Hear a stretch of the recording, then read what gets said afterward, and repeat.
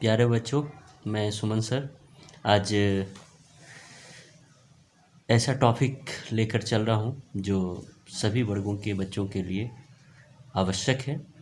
और ये प्राकृतिक संसाधन टॉपिक है जो अध्याय 5 से लिया गया है।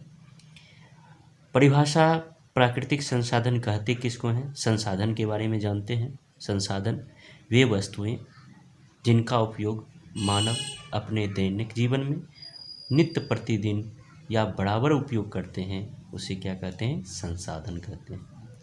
संसाधन दो शब्दों से मिलकर बना है, सम जोड़ साधन। संसाधन दो शब्दों से मिलकर बना है, सम जोड़ साधन। सम में होता है बराबर, साधन मतलब वस्तु। अब संसाधन, प्राकृतिक संसाधन के बारे में जानते हैं। प्राकृतिक संसाधन प्रकृति में उपलब्ध प्रचुर मात्रा में मानव की मूल आवश्यकताओं की पूर्ति करने वाले उपयोगी पदार्थ क्या कहलाते हैं बाबू? प्राकृतिक संसाधन। प्राकृतिक संसाधन का मतलब ही होता है जो भगवान द्वारा जो संसाधन निर्मित किया गया है और उसको प्रचुर मात्रा में मानव की मूलभूत आवश्यकता है, जिसके बिना मानव जीवित नहीं रह सकता है। मानव इन प्राकृतिक संसाधनों का क्या करते हैं? नित्य प्रतिदिन उपयोग करते हैं। जैसे वायु, अगर वायु नहीं मिलेगा क्या मानव जीवित रहेगा? जीव जंतु जीवित रहेंगे? नहीं जीवित रहेंगे। जल, क्या जल के बिना मानव जीवित रहेंगे? नहीं जीवित रहेंगे। ठीक है ना। स्थल, मिट्टी पर जहाँ भोजन बनाते हैं, यहाँ भी उनको ये भी महत्वपूर्ण चीज़ है। ऊर्जा, खनिज, ये सभी चीज़ है, महत्वपूर्ण चीज़ है। तो प्राकृतिक संसाधन प्राकृतिक में उपलब्ध प्रचुर मात्रा में मानव की मूल आवश्यकताओं की पूर्ति करने वाले उपयोगी पदार्थ को क्या कहते हैं बाबू? प्राकृतिक संसाधन कहते हैं। प्राकृतिक संसाधन के उदाहरण कौन है? तो प्राकृतिक संसाधन के उदाहरण है वायु, जल, स्थल, ऊर्जा और खनिज। अब प्राकृतिक संसाधन मुख्यतः दो प्रकार के होते हैं। प्राकृतिक संसाधन मुख्यतः कितने प्रकार के होते हैं? दो प्रकार के होते हैं। पहला नवीकरणीय संसाधन, दूसरा अनवीकरणीय संसाधन। नवीकरणीय संसाधन में किसका नाम आएगा? नवी मतलब होता है नया, जिसे नया किया जा सके। और नवीकरणीय मतलब जिसे नया नहीं किया जाए। पहले शब्द समझिए। नवीकरणीय का मतलब क्या है?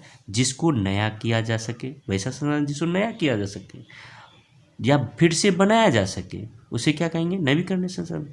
और अनवीकरणीय संसाधन वे संसाधन जिसे पुनः नवीकृत नहीं किया जा सके, ठीक है ना, इसके बनने में लाखों हजारों वर्ष लग जाए, उसे क्या कहते हैं? अनवीकरणीय संसाधन। अब परिभाषा देख लेते हैं।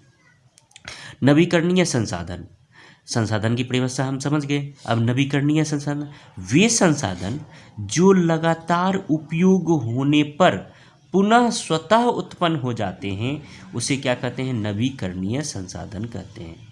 वे संसाधन जिसे मानव लगातार उपयोग होने पर पुनः स्वतः उत्पन्न हो जाते हैं, उसे क्या कहते हैं? नवीकरणीय संसाधन कहते हैं। जैसे वायु मानव एक बार उपयोग कर लेता है, क्या वायु खत्म हो जाता है?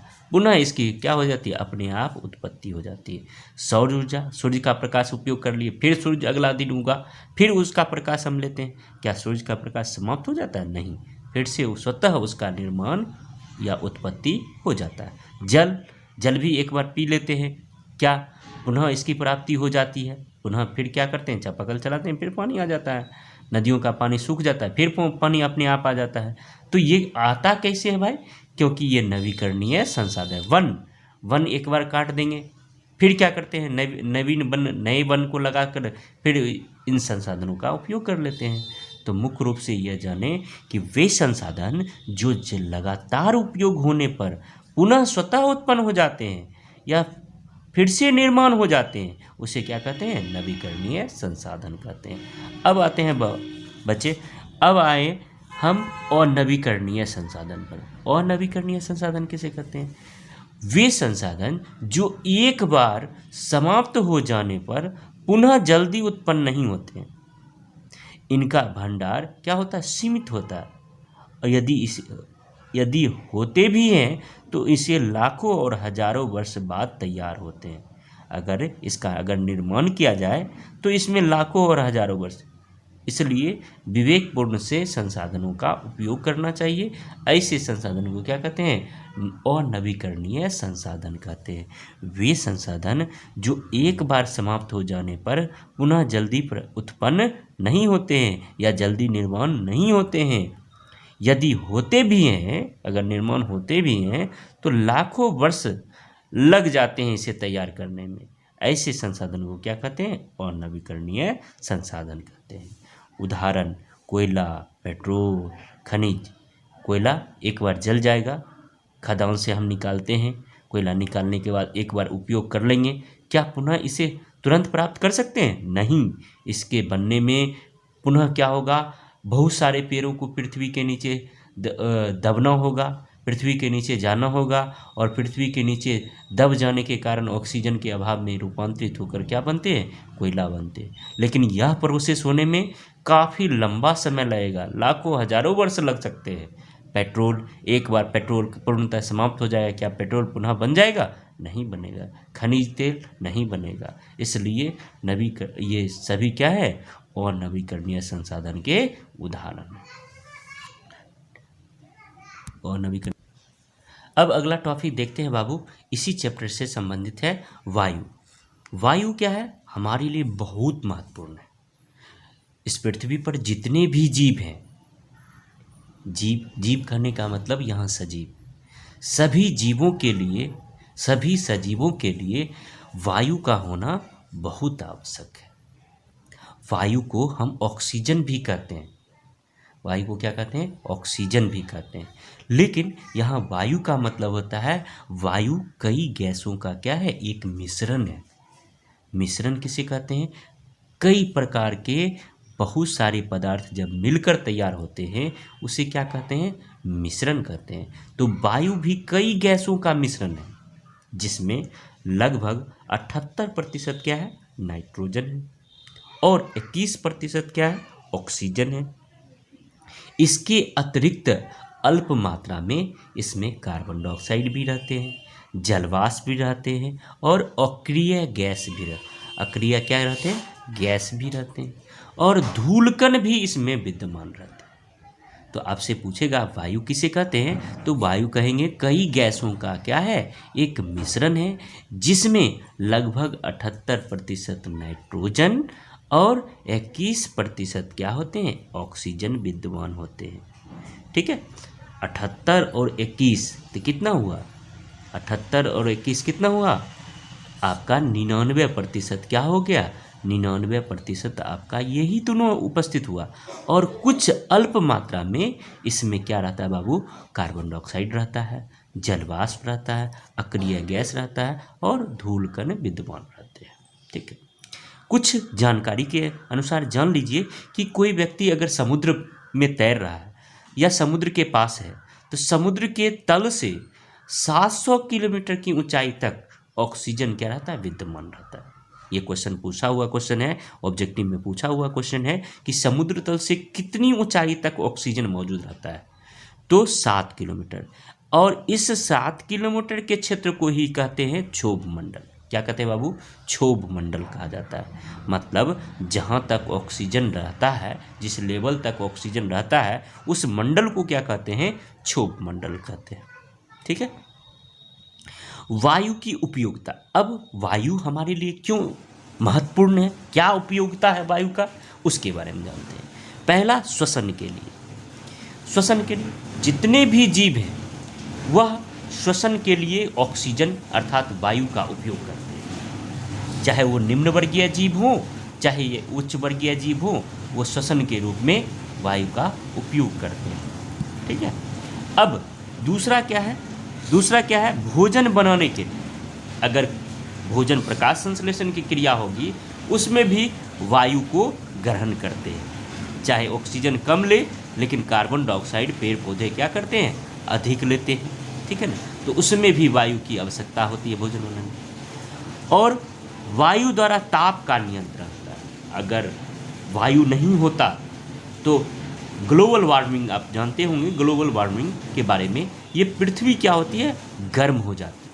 और गर्म हो जाती जिसके कारण क्या होती है, हिमालय की चोटी पर जो गैलेक्सी पाया जाता है, एवरेस्ट की चोटी पर जो आपका बर्फ़ का जमा हुआ है, वह क्या होगा, टेम्परेचर के कारण, वह टेम्परेचर के कारण क्या होगा, पिघलने लगेगा और पूरा क्या होगा, समुद्र तल की ऊंचाई बढ़ने लगेगी, सारा बर्फ़ पिघल पिघल कर समुद्र में जाएगा, समुद्र के जल स्तर क्या हो जाएंगे, ऊंचे हो जाएंगे और सारा पृथ्वी क्या हो जाएगा, जलमग्न हो जाएगा।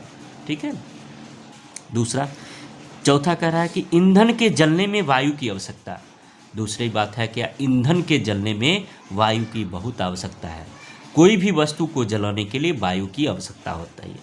अगर वायु नहीं रहेगा तो वो ईंधन नहीं जलेगा। एज फॉर एग्जाम्पल, आप कभी देखे होंगे मम्मी घर में खाना बनाती होगी तो आप देखे होंगे जरना डालती होगी, चूल्हा में जरना जैसे डालते हैं तो क्या होते हैं कि अगर उचकुन हटा दिया जाए, चूल्हा के चारों तरफ जो उचकुन होता है वो हटा दिया जाए, तो क्या होता है, ऑक्सीजन ना मिलने के कारण क्या चूल्हा जल पाता है, क्या जलावन जल पाता है, नहीं जल पाता है। लेकिन थोड़े देर में हम उचकुन देते हैं और फिर मुंह से भाप देते हैं या हवा देते हैं तो क्या होता है, ऑटोमेटिक वो जलने लगता है। इसका मतलब यह है कि किसी भी वस्तु को जलने में क्या होना चाहिए, वायु का होना बहुत आवश्यक है। दूसरी बात, कभी आप घूरा लगाते होंगे तो घूरा के आसपास बहुत सारे लोग बैठ जाते हैं तो ऑक्सीजन नहीं जा पाता है, जिसके कारण घूरा नहीं जल पाता है। तो क्या करते हैं, एक साइड हम क्या करते हैं, कुछ व्यक्ति हट जाते हैं, उधर से वायु आता है तो अपने आप वो क्या होता है, जल उठता है। तो इसका मतलब यह हुआ कि ईंधन को जलने के लिए भी क्या चाहिए, वायु चाहिए। वर्षा के लिए वायु की उपयोगिता, बिल्कुल सही बात है, वर्षा के लिए वायु की उपयोगिता बहुत जरूरी है। कैसे, तो जानिए कि जब क्या होता है, बारिश होता है, बारिश होने का, तो बारिश हुआ कैसे, तो सबसे पहले क्या होता है, जल की सतहों पर सूरज का प्रकाश पड़ता है। जल की सतह पे जब सूरज का प्रकाश पड़ता है तो सूरज का प्रकाश, जैसे मान लिया जाए ये जल है, ये सारी जल है, ठीक है ना, ये सारा जल है, ये सूर्य है, ये सूरज का प्रकाश जब पड़ता है, इस पर सूरज का प्रकाश पड़ा तो जल की ऊपरी सतह क्या होगी, गर्म होगी। ऊपरी सतह गर्म होती है, सूर्य के प्रकाश से ऊपरी सतह गर्म हुआ और गर्म होने के बाद जल के अणु क्या होते हैं, हल्की हो जाती है और हल्की होने पर ये गैसीय रूप में ऊपर उड़ने लगता है। गैसीय रूप में क्या हुआ, ऊपर उड़, जल से गैसीय रूप में तब्दील होना कहलाता है वाष्पो उत्सर्जन। क्या कहलाता है बाबू, वाष्पो उत्सर्जन कहलाता है। जल से गैसीय रूप में परिवर्तन होना वाष्पो उत्सर्जन कहलाता है, वाष्पो उत्सर्जन कहलाता है। और ये वाष्पो उत्सर्जन होने के बाद ये क्या होते हैं, छोटे छोटे बादल में क्या होते हैं, वायुमंडल में तैरने लगते हैं। और ये वायुमंडल में तैरता किसके कारण है, वायु के कारण और धूलकण के कारण। धूल कणों पर ये बादल क्या होते हैं, चढ़ के क्या होते हैं, एक स्थान से दूसरे स्थान जाते हैं और आपस में ये छोटे छोटे बादल बड़े बादल का निर्माण कर लेते हैं और बड़े बादल क्या होते हैं, भारी हो जाते हैं, जिसके कारण पानी को ज़्यादा देर रोक नहीं पाते हैं और वो क्या होता है, बरसने लगता है, अर्थात बारिश के रूप में पुनः पृथ्वी पर आने लगते हैं। तो वर्षा के लिए भी कौन उपयुक्त है, वायु बहुत ही उपयुक्त है।